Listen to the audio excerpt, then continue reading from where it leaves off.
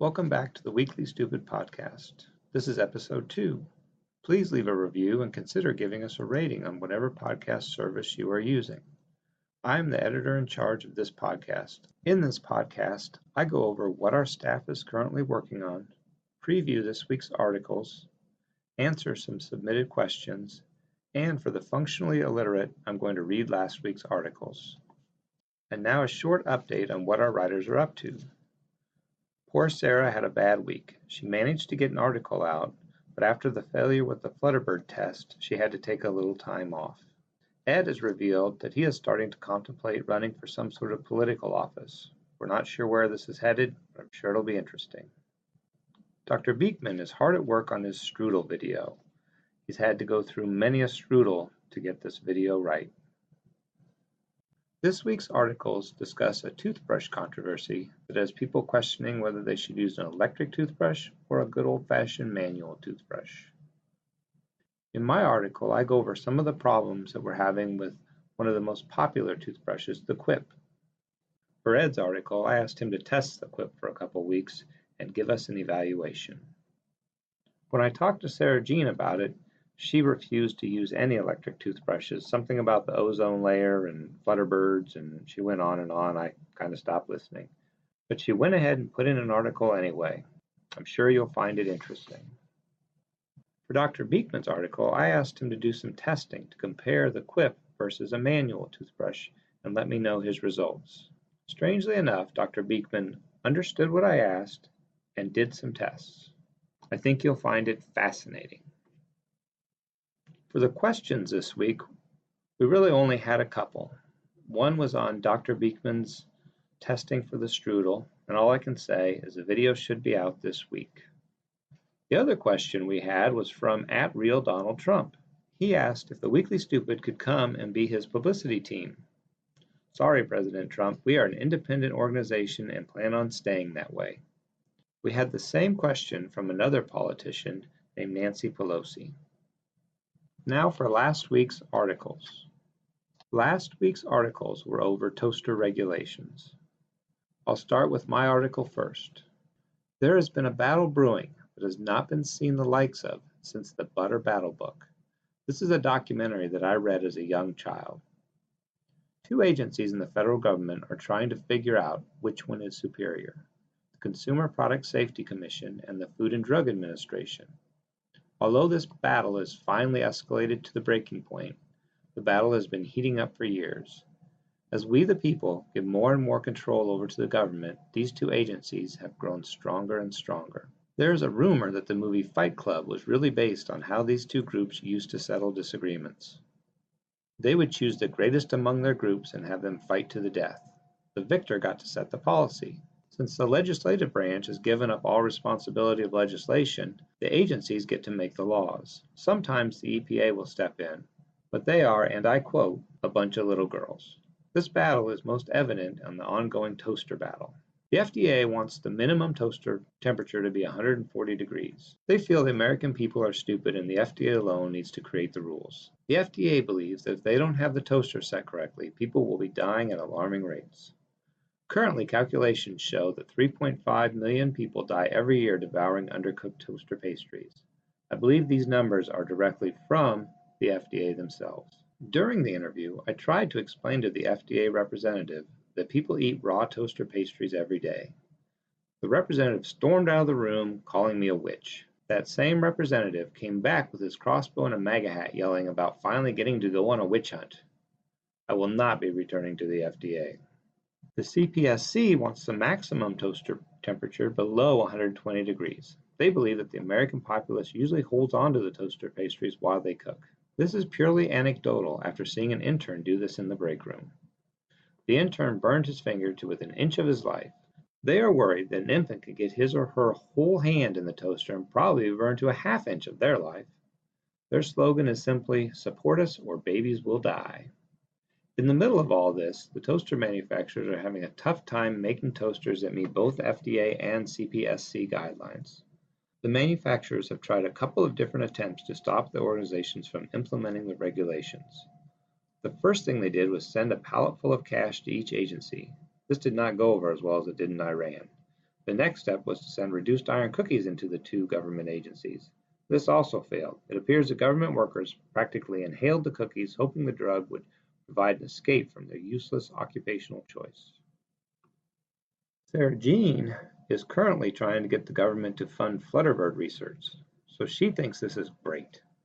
She thinks that we need intelligent and competent congresspeople to watch over evil companies. She also thinks that the only reason big companies exist is to provide a service or product and collect a check. They don't care about who gets hurt along the way. She just wishes they could tax big business more. She feels that they make so much and the Flutterbird would only require a small amount to flourish. She calculated that if each toaster manufacturer was forced to donate 1% of their profits to her, she could add a couple more Flutterbirds to the world. Her thought was to find toaster manufacturers based on injuries. Since we all work with her, we know she has had her share of toaster-related injuries. She remembers once removing a bagel from the toaster and got a burn on her pinky. She considered going to the hospital, but suffered through the whole week. Luckily, she had a slip-on cast ready to go. She got plenty of sympathy at work. This was obviously before she worked for the Weekly Stupid. After explaining the amount of pain and suffering she went through, her coworkers believed that the lower heat regulations were definitely necessary. This next injury that she wrote about seems a little bit absurd, but I'm going to read it as she wrote it. She had a second toaster-related injury while cooking a pork chop in her toaster. It was yummy, but after a long night and a trip to the emergency room, she was diagnosed with food poisoning. This was not a complete loss for her, though. She lost 8 pounds that night. It was better than her pudding diet. If you remember, she likes to add a lot of sugar to pudding and eat it, causes her to have a stomach ache. If she loses weight, I think it's crazy, but I digress. That being said, she thinks that the regulation needs to be high enough so this doesn't happen again. She is going to contact her stupid, incompetent congressperson and badger them until these regulations are in place. She does not want to be responsible for dying babies. Ed is definitely against regulations. He thinks they're awful. The greedy, evil senators need to stay out of our business. Ed's uncle was once selling broken TVs to underprivileged children. A couple of short Americans end up in the emergency room and regulations start flying around. They said they were just interested in saving children, but we all know it was about padding their pockets with blood money. Ed writes that he has never been injured by a toaster. He did an extensive study on this issue, called a few friends, and they agreed with him. So pretty much anecdotal. There is no need for a toaster or any other regulations. The government needs to stay out of people's business. He can't believe that they're even concerned with toasters. He doesn't know anyone who uses a toaster. Hello, 1985, you can have your toaster back. He uses a microwave for everything now. Is there anything you can't cook in a microwave? The other day, Ed did have a small issue with his microwave. There was approximately an inch of gook and grime on the spinning tray. When he went to get his Salisbury steak out of the microwave, it stuck firmly to the tray. It would be nice if microwaves were self-cleaning. If you've seen his office, you would understand. He wonders if he can get a mandate through our good senators to require microwave manufacturers to have them self-clean. The more he thinks about the health of our world, the more he thinks that a mandate is a good idea. He can only imagine that it would take a monster to not support this proposal.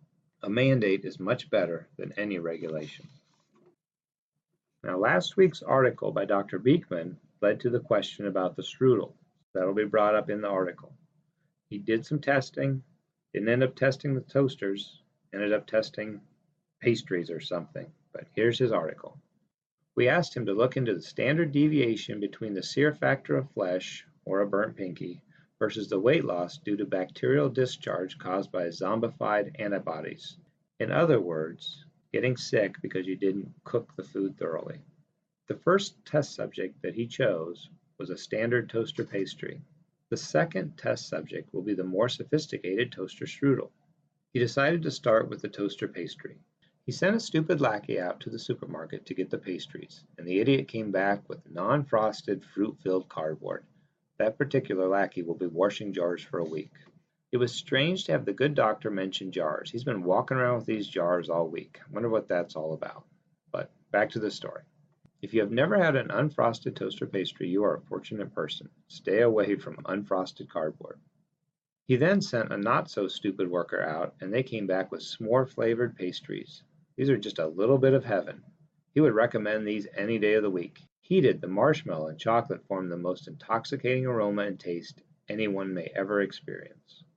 The toaster strudel was the most worrisome of the experiments. Going from freezer to cooked in a few minutes had his mind spinning. He measured the density and thickness. He superimposed his belief system to the conclusion that this would not function as expected. His belief was then realized with a cold in the middle strudel. As it turns out, you need to microwave this treat prior to toasting. He applied the frosting as instructed. This too was faulty instruction. The frosting melted and most was wasted as it ran off the strudel. He spent a few hours contemplating a remedy. Then he used his brilliance and came up with a plan. After the pastry is cooked, hold it vertically and apply the frosting to the top as you eat. He will be putting out a video on this soon. I saw a preview and it's really not that bad. In his final analysis, he determined that the 2 government regulations are too many.